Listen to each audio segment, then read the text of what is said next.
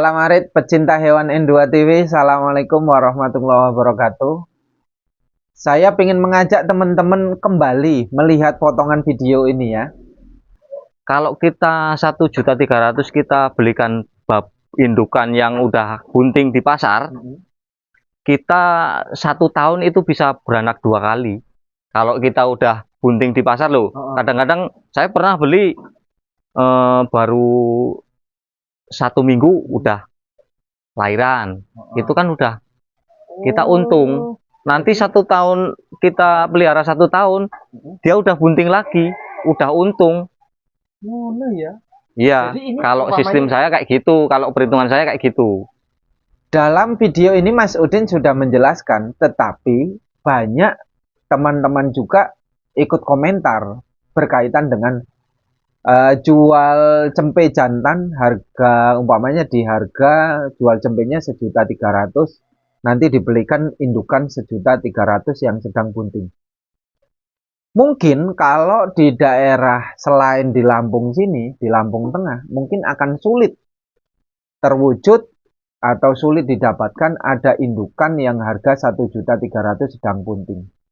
Kalau di sini tidak mustahil, yang penting kambingnya itu tidak harus super ya. Yang penting cukup bagus, walaupun itu kambing-kambing standaran. Di sini sudah dapat 1.300.000 sedang bunting. Walaupun sekali lagi untuk cari indukan yang sedang bunting di harga segitu memang butuh waktu yang tidak sedikit. Mungkin bisa jadi ketika kita ke pasar ada langsung ketemu, ada juga tidak. Mungkin juga tidak. Karena apa? Belum tentu indukan kambing yang dibawa ke pasar itu sesuai dengan harapan kita, sesuai dengan budget kita. Tetapi di Lampung tidak mustahil ya.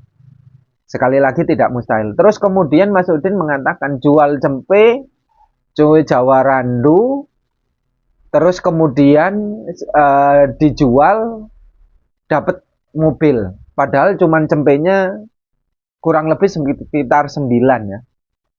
Jual kambing 9. Kambing 9, cempe-cempe 9 ekor. Berapa juta kan mobil ini? 12 juta.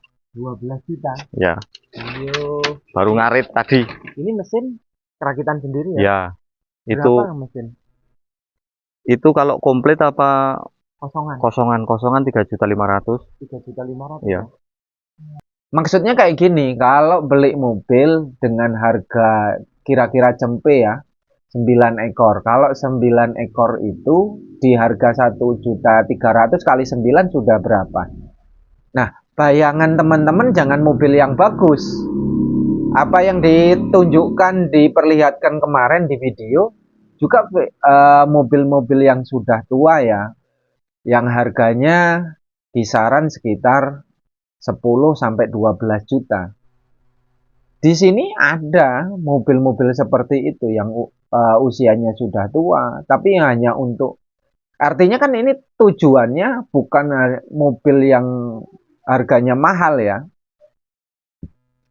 Mobil itu hanya diperuntukkan untuk ngarit, untuk cari pakan. Ya model-model tahun-tahun 80-an lah itu mobil-mobil itu. Pasti dapat lah. Untuk kelas-kelas ekonomis ya di kampung. Ternak kambing itu usus breeding, pakan paling bagus apa? Ya sebenarnya yang paling bagus itu ya alami, hijauan itu tetap wajib. Wajib. Ya. Sekalipun ada konsentrat yang kandungannya misalnya karbohidratnya ada, protein terpenuhi, tetapi tetap hijauan itu penting. Nggak bisa ditinggalkan. Sekarang nggak bisa ditinggalkan. Hanya kalau sudah pakai pakan konsentrat itu lebih memudahkan kita. Oh gitu. Nah ini soal hitung-hitungan Pak. Apa jenenge? Kalau ternak pakan serba beli. Apalagi pakai daun singkong, konsentrat, tetes tebu, dan lain-lain yang bagus-bagus, jelas kan itu mahal. Betul. Hitungan rasional, hitungan normal, hitung-hitungan kita, ketemu rugi apa gimana? Kita orientasinya apa? Kalau orientasinya pada nilai-nilai jual, nah kita kan hanya bisa bikin kambing ini sekian bulan dibuat bobot berapa, sebenarnya bisa. Yang tidak bisa itu adalah bagaimana peternak itu menentukan harga. Wah, itu persoalan. Betul. Maka kalau harga masih di harga borong, ya nggak bakal ketemu peternak itu. Makanya kalau peternak mau intensif, mestinya ya mereka yang sudah punya kerjasama dengan pihak pembeli. Kalau nggak kayak gitu, Nggak ketemu ya, kita mau jual kemana? iya ya. Nah kalau perharinya misalnya ini habis 3.000 aja untuk satu ekornya, atau 2.000 deh. Itu dalam 1 bulan udah berapa, 3 bulan udah berapa. Nah ketemu nggak bakal ketemu.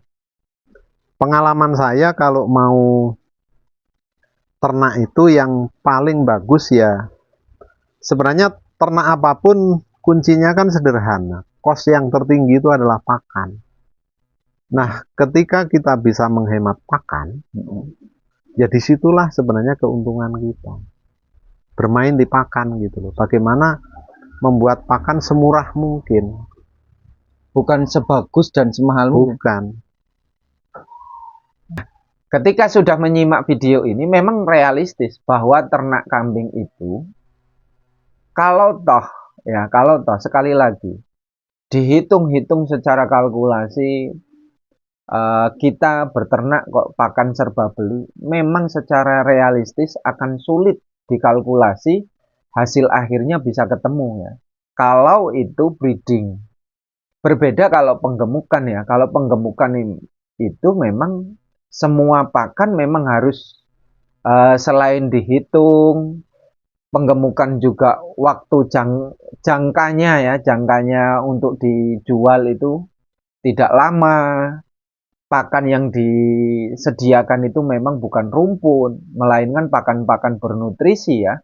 Entah itu ada yang mengandung polarnya, premixnya, terus bungkil sawit atau bungkil kelapanya, terus ada tetes tebunya. Tetapi sekali lagi secara hitung-hitungan bahwa di Lampung itu untuk satu kambing kos biayanya per bulan itu memang sudah di budget. Per bulan itu minimal atau maksimalnya itu di angka 70.000. Maka kambing satu ekor per bulan itu menghabiskan biaya pakan itu 70.000. Nah 70.000 itu memang harus dipecahkan oleh kita sebagai peternak. Bagaimana menyediakan pakan yang murah, yang bernutrisi tinggi, terus budgetnya ya sekali lagi tidak melebihi anggaran. Karena apa? Untuk penggemukan itu memang sudah ada target. Kalau per bulan itu ya maksimal 100.000 per ekor. Maka kalau di budgetnya 70.000 pakan per bulan, maka 30.000 bersihnya. Itu seperti itu. Kalau untuk ke breeding, karena breeding jangkanya panjang, sekali lagi breeding jangka panjang, terus kemudian menggunakan pakan-pakan serba beli 100%, ini akan sulit ya, akan sulit diprediksi. Karena apa? Ternak atau breeding atau pengembang biakan itu yang dituju adalah peranakannya, hasil breedingannya. Kalau umpamanya kemudian dalam jangka 10 bulan satu indukan itu beranaknya jantan-jantan, mungkin bisa dapat untung. Tapi andaikan gitu kan, 10 bulan indukan itu hanya menghasilkan satu betina, maka akan sangat sulit hitung-hitungannya. 10 bulan itu maksud saya bukan masa buntingnya, tapi mulai masa bunting sampai masa sapih itu 10 bulan. Andaikan betina 10 masa sapih lepas sapih itu kan kalau di Lampung ya ada yang dijual 500, mungkin juga 300, mungkin juga 400, tergantung perkembangan kambing, kondisi kambing. Kalau kambingnya bagus mungkin Bisa 500, bisa 600, bisa 700. Tapi kalau kambingnya biasa saja ya mentok-mentoknya 500. Nah ini kan kalau 500 dibagi 10 bulan akan kebingungan kalau semuanya pakan serba beli. Karena breeding itu sekali lagi untuk indukan. Indukan yang sedang bunting, menyusui. Itu tuh makannya luar biasa. Banyaknya. Hitung-hitungan saya secara rasional bahwa breeding atau ternak atau pengembangbiakan kalau pakannya serba beli ini memang tidak tepat untuk kita. Karena apa? Sekali lagi, yang namanya ternak pengembangbiakan ini kan urusannya soal budget ya, budget terus kemudian bahwa indukan itu menyusui butuh hijauan dan lain sebagainya. Intinya sekali lagi intinya bahwa idealnya bahwa ternak kambing pengembangbiakan itu idealnya kalau toh mau pakan beli maka itu 50%-nya itu gratis atau kita cari rumput ya. 50%-nya lagi kita pengadaan pakan. Itu boleh lah. Nanti insya Allah bisa ketemu. Insya Allah bisa ketemu. Tapi kalau 100% jangan. Ini sekali lagi jangan sampai 100%. Ini minimal 50%. Andaikan teman-teman punya lahan untuk keparan, untuk pengadaan pakan. Ya kalau kandang untuk keparan kambing ya. Itu ya 1/4 hektar cukup lah untuk kambing-kambing 100. Tapi itu belum cukup untuk pengadaan pakannya. Penyediaan pakannya dilepas liarkan 1/4 hektar untuk kambing 100 nggak mungkin cukup. Kambing nggak mungkin kenyang. Itu hanya untuk lepas liar aja.